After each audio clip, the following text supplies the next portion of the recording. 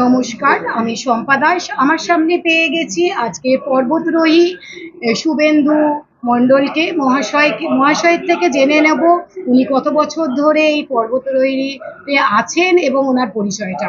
দাদা। নমস্কার, আমার নাম শুভেন্দু মণ্ডল। আমি কালিকাপুর দক্ষিণ চব্বিশ পরগনা থাকি। আমি এই পর্বতারোহণের সাথে প্রায় 20 বছর ধরে যুক্ত আছি এবং এটা একটা অনেক লম্বা পথ।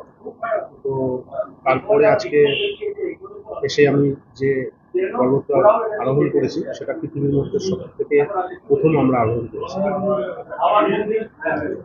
আপনার পর্বতারোহণের যাত্রা কিভাবে শুরু হয়েছে এবং কোনো বিশিষ্ট ঘটনা বা অনুপ্রেরণা কি আপনার এই পথে নিয়ে এসেছিলেন? হ্যাঁ, অ্যাকচুয়ালি খুবই একটা ইন্টারেস্টিং ঘটনা কি আমরা বাংলা মিডিয়ামে পড়ে অভ্যস্ত। তো মাধ্যমিক পাস করার পর সবাই জানি যে 3 মাসের একটা গ্যাপ থাকে ছুটি বা নতুন ভর্তির জন্য। সেই সময় আমার একটা কোনো বন্ধু বললো যে একটু চল ঘুরতে যাই। ঘুরতে গিয়ে আমিও রাজি হয়ে গেলাম, ঘুরতে গিয়ে চলে গেলাম। কিন্তু গিয়ে দেখছি যে ওটা ঘোরা নয়, ওটা একটা কোনো প্রশিক্ষণ শিবিরের মধ্যে আমাকে পাঠিয়ে দেওয়া হলো। মানে ওটা আমার অজান্তেই আর কি। কিন্তু আস্তে আস্তে যখন ওটা আমি শুরু করলাম, এসেই যখন গেছি তো শুরুই করে দিই, কেমন হয় দেখা যাক। তো সেই এক্সপিরিয়েন্সের পর থেকে মোটামুটি আমার এই জার্নিটা শুরু হয়। আপনার সবচেয়ে স্মরণীয় পর্বতারোহণ কোনটি এবং সেই অভিজ্ঞতাটা থেকে আপনি কি পেয়েছেন? স্মরণীয় পর্বতারোহণ বলতে অ্যাকচুয়ালি প্রত্যেকটা পর্বতারোহণ আমার কাছে স্মরণীয়, কারণ এটাতে এতটাই চ্যালেঞ্জ থাকে যে কাউকে ছোট বড় করা যায় না বা কোনো সময় করা যায় না যে এটা আমার কাছে বেশি রোমাঞ্চকর মনে হলো, এটা কম মনে হলো। কিন্তু তারপরেও কিছু থাকে যেটা খুব মনে লেগে থাকে। সেটা হচ্ছে লাদাখের একটা শৃঙ্গ, যেটা চামচের কাংরি বলে করেছিলাম। তো সেইখানে ওয়েদারটা এতটাই খারাপ যে আমরা 7 জন মেম্বারের মধ্যে 5 জনই প্রায় অসুস্থ হয়ে পড়ে। তো একটা সময় মনে হয়েছিল যে এই অভিযানটা বোধহয় আর আমাদের হবে না। তারপরে আমরা দুজন মিলেই শুরু করলাম যে না, পরবর্তী স্টেপ আমাদেরকে নিতে হবে। এবং যখন আমরা ক্লাইম করে ফিরছি তখন একটা তুষার ঝড়ে আমরা হারিয়ে যাই। মানে আমরা আমাদের রাস্তায় খুঁজে পাচ্ছিলাম না এবং ভাবতে পারছি এবং ভাবতে পারছিলাম না যে আমরা পরে বেঁচে ফিরবো কিনা। তো সেইটা হচ্ছে আমার কাছে খুব স্মরণীয় একটা ঘটনা। তো আপনি কখনো কোনো বিপর্যয়ের পরিস্থিতির মুখোমুখি হয়েছেন, সেখান থেকে কিভাবে বেরিয়ে এসেছেন এবং আপনার দৃষ্টিভঙ্গি কিভাবে বদলে দিয়েছে এই অ্যাকচুয়ালি পরিবেশটা? আমাদের আমরা জানি যে এটা আমার কাছে একটা চ্যালেঞ্জের ব্যাপার, কারণ আপনি নেচারের বিপক্ষে আপনি কাজ করছেন, নেচারের বিপক্ষে আপনাকে চলতে হচ্ছে।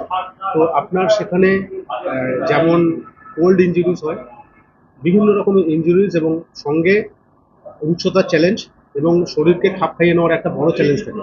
সেক্ষেত্রে যেইগুলো আমরা যখন ট্রেনিং করি তখন ট্রেনিংয়ের মাধ্যমে আমরা কিছুটা আইডিয়া পাই। তাই জন্য আমাদের যে কোনো সময় যে কোনো চ্যালেঞ্জ নিতে কোনো অসুবিধা হয় না। কিন্তু হ্যাঁ, বিপদ সংকুল যখন জায়গাতে যায় তখন অনেক সময় মনে হচ্ছে যে এমনভাবে বেঁচে ফিরেছি যেন ভগবান ছাড়া অন্য কারোর হাত নেই এখানে। হয়তো ভগবান স্বয়ং আশীর্বাদ করেছিলেন বলে আজকে আমরা এখানে বসে আছি।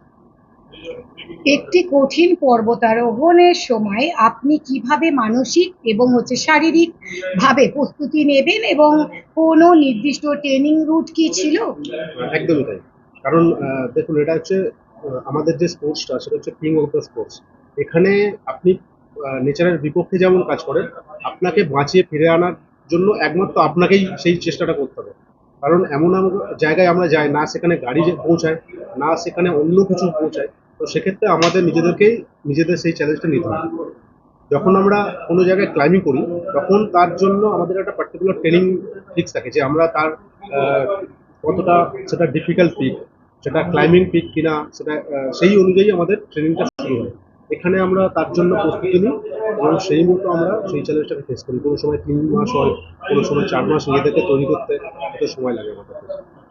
পর্বত চূড়ায় পৌঁছানোর সময় আপনার মনে কি চলছিল, সেই মুহূর্তটা যদি একটু বলেন? অ্যাকচুয়ালি পর্বত চূড়ার যখন পৌঁছাচ্ছি, মানে তার আগে পর্যন্ত আমরা জানতে পারি না যে এটা পর্বতের চূড়া। তো আমাদের আরো যেতে হবে, হয়তো আরো একটু যেতে হবে, আগে একটু যেতে হবে। কিন্তু এখন তো জিপিএস এর মাধ্যমে আমরা দেখতেই পাই যে 5 মিটার বাকি আছে না 10 মিটার বাকি আছে। কিন্তু এই যে সময়টা, মানে এই যে চূড়াতে ওঠার পরে যে অনুভূতিটা, সেটা একদমই আলাদা। মানে এই যে এত কষ্ট, কোনো সময় এরকম মনে হচ্ছে যে একটা পা আমরা রাখতে পারছি না পাহাড়ের বুকে, এমন একটা জায়গা। এমন একটা কঠিন পরিস্থিতি, তারপরে উঠেই দেখলাম যে হ্যাঁ চূড়ার উপরে চলে আসলাম। এই যে অনুভূতিটা, এটা মানে সত্যি কল্পনা করা যায় না। পর্বতারোহণের সময় পরিবেশ সুরক্ষা কতটা গুরুত্বপূর্ণ এবং আপনি কিভাবে পর্বতের প্রাকৃতিক ভারসাম্যকে রক্ষার করার চেষ্টা করেছিলেন? একদম মানে এটা খুবই দরকার। আজকে যে আমরা যাদেরকে দেখি টুরিস্ট, তারা কিন্তু এই ব্যাপারটা খুব একটা বেশি গুরুত্ব দেয় না। তারা নিজেদের মতো চিপস খাচ্ছে, ফেলে দিচ্ছে। যেখানে আপনারা দেখেছেন সিকিম বা আপনি যে কোনো পাহাড়ের দিকে যান, হ্যাঁ এই জিনিসটা হয়। আমাদের কিন্তু যেহেতু আমরা একটা মানে একটা স্পোর্টসের সঙ্গে যুক্ত, আমাদের ছোট থেকেই এই শৈলারোহণ শিবিরেই আমাদের তৈরি করে দেওয়া হয় যে একটা ট্রফিও যদি তুমি পাও, সেই ব্যাপারটাও কিন্তু যেন তোমার পকেটে থাকে, যেন ওইটা ওখানে না ফেলে আসো। লিভ নো ট্রেস, আমরা কোনো রকম কোনো জিনিস ছেড়ে আসি না ওখানে। আমাদের যদি একটা সামান্য জুতোর ফিতেও ওখানে খুলে রাখতে হয়, সেটা আমরা ব্যাগে করে রিটার্ন নিয়ে আসি। কারণ পরিবেশে না এর জন্য কি হয়, কোনো জিনিস যেমন আমরা ওটা একদমই ইন্টেরিয়ার, সেখানে পরিষ্কার করার কোনো লোক নেই। তো ওইটাই আমরা যখন পরবর্তী কোনো লোক আসবে, সেটা গার্বেজে পরিণত হবে।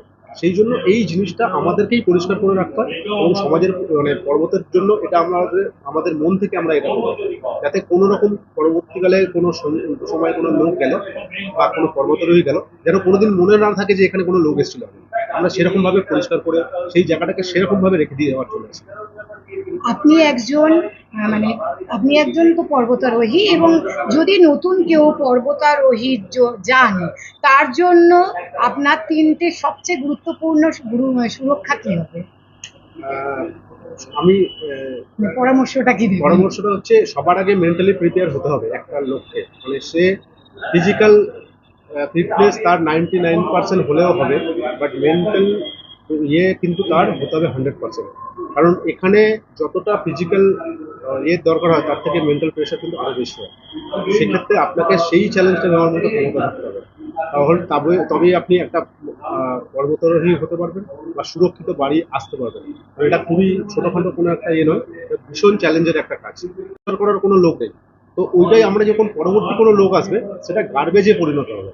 সেই জন্য এই জিনিসটা আমাদেরকেই পরিষ্কার করে রাখতে হয় এবং সমাজের মানে পর্বতের জন্য এটা আমাদের আমাদের মন থেকে আমরা এটা করবো, যাতে কোনো রকম পরবর্তীকালে কোনো সময় কোনো লোক গেল বা কোনো পর্বতারোহী গেল, যেন কোনোদিন মনে না থাকে যে এখানে কোনো লোক এসেছিল। আমরা সেরকম ভাবে পরিষ্কার করে সেই জায়গাটাকে সেরকম ভাবে রেখে দিয়ে যাওয়ার জন্য আসি। পর্বতারোহী ছাড়াও আপনার জীবনে আর কি কি হবি আছে বা কি কি অ্যাডভেঞ্চার আছে? আম, চেষ্টা করছি কিছু সমাজসেবার সাথে সমাজসেবা করার জন্য। কিছু কিছু মানে লোকজন আছে যারা আমাদের আদর্শ এই বিষয়ে, যারা আমাদেরকে এই বিষয়ে কিছুটা হেল্প করে, যে তাদেরকে দেখে আমরা শিখি যে কিভাবে একটা সাধারণ মানুষের পাশে দাঁড়াতে হয়। যারা রাস্তার পাশে শুয়ে আছে, এরকম কোনো মানুষকে যদি আমরা করি, বা অনাথ আশ্রমে গিয়ে আমরা যদি কিছুটা সময়, এই যে ব্যাপারগুলো আমরা একটু চেষ্টা করি। আমি আগে কিছুদিন আগেও পর্যন্ত রবিনহুড আর্মির সাথে কাজ করেছিলাম। কোভিড এর সময় আমরা অনেক রকম মানে মানুষকে সাহায্য করেছি। তো এইটা আমি এখন একটু সময়ের জন্য একটু কমে গেছে, কিন্তু এইটা আমার আগামী দিনে যদি কোনো সময় আমি ফ্রি পাই বা কারোর সাথে যদি আমি করতে পারি, এটাকে আমি আবার কন্টিনিউ করবো। ভবিষ্যতে কোনো নির্দিষ্ট পর্বত বা অভিযানে আপনার টার্গেট আছে কি? সেটা কেমন ভাবে আপনি দেখবেন বা বিশেষতা কি আছে? একদম মানে আমাদের ইন্ডিয়াতে কিছু পর্বত আছে যেটা খুবই টেকনিক্যাল, যেগুলো যেগুলো ক্লাইম্ব করার জন্য একটা মাউন্ট মানে পর্বতারোহী স্বপ্ন দেখে। যে যেমন আমাদের শিবলিং আছে, হেলাই সাগর আছে, বা কিছু আননেম পিক আছে যেটা এখনো পর্যন্ত কোনো ক্লাইম্বার ক্লাইম্ব করতে পারে। আর অবশ্যই মাউন্ট এভারেস্ট আছে, যেটার জন্য আমরা চেষ্টা করছি, কিন্তু প্রচুর টাকা এবং মানে যেটা অর্থের অভাবে এটা একটু সময় লাগবে হয়তো, কিন্তু এগুলো আমরা আগামী দিনে এটা আমাদের আমার আর কি পরিকল্পনা এগুলো ইয়ে করা। পর্বতারোহণ আপনার জীবনকে কিভাবে সমৃদ্ধ করেছে? এটা অন্যদের জন্য আপনি কি বার্তা দিতে চান বা বার্তা বহন করেন? একদম মানে এটা সত্যি বলতে আজকে আহ, সারা পৃথিবীতে পর্বতারোহণ যেভাবে মানে এসছে, এবং এই গেমটার সাথে আমি ওতপ্রোতভাবে জড়িত হয়ে আমাকে সারা পৃথিবীর লোক যেভাবে চেনে, একটা পর্বতারোহী হিসাবে চেনে। তো অবভিয়াসলি এটা আমার নিজের আইডেন্টিটি তৈরি করে দিয়েছে। তো এখান থেকে আমাদের সকল চ্যানেলগুলোকে যদি আপনি শুভেচ্ছা বার্তা দেন, তাহলে খুব কৃতজ্ঞ আমরা থাকবো। একদম অবশ্যই আপনাদের আজকে এই প্রেস ক্লাবের জন্য প্রেস ক্লাবের জন্মদিন, এবং এই উপলক্ষে সত্যি আমি এখানে থাকতে পেরে খুবই গর্বিত। আপনারা আমাকে ডেকেছেন, তার জন্য আপনাদের সবাইয়ের কাছে আমি কৃতজ্ঞ। এবং আপনাদের এই প্রত্যেকটা চ্যানেল অনেক বেশি সাফল্য পাক আগামী দিনে। আপনারা অনেক ভালো কাজ করুন। আমার শুভেচ্ছা বার্তা সবসময় আপনাদের সঙ্গে আছে। আর একটা আমার লাস্ট প্রশ্ন, যেটা অনেক বাচ্চা রয়েছে যাদের হয়তো ইচ্ছা আছে আমরা পর্বতারোহণ করব, কিন্তু করতে পারে না, তাদের জন্য আপনি কিভাবে সাহায্যের হাত বাড়িয়ে দেবেন? আমাদের এখানে পশ্চিমবঙ্গে উইন্টারের সময়, মানে শীতের সময়, এই যে নভেম্বর থেকে শুরু হয়ে যাবে, বাঁকুড়া, পুরুলিয়া এবং বাঁকুড়া এবং পুরুলিয়া বিশেষত যে শৈলারোহণ মানে পর্বতগুলো, মানে পাহাড়গুলো আছে, ছোট ছোট পাহাড়গুলো আছে, সেগুলোতে আমরা শৈলারোহণ প্রশিক্ষণ করি এবং অ্যাডভেঞ্চার ট্রেনিংগুলো করাই। এটা পশ্চিমবঙ্গের মধ্যে 206টা ক্লাব আছে। 206টা ক্লাব কিন্তু এই শৈলারোহণগুলো প্রতি বছর ওরা অর্গানাইজ করে। তো সেটা আপনারা যদি যোগাযোগ- মনে করেন, হ্যাঁ, যদি আপনারা মনে করেন এরকম কোনো ক্লাব, একটু খোঁজ নিলেই আপনারা করতে পারেন। ঠিক আছে, ধন্যবাদ অনেক আমাদের এই দাদা আমাদের সাথে এতক্ষণ থাকার জন্য, বা আমাদের চ্যানেলে এতক্ষণ সময় দেওয়ার জন্য। আমরা খুব ধন্যবাদ।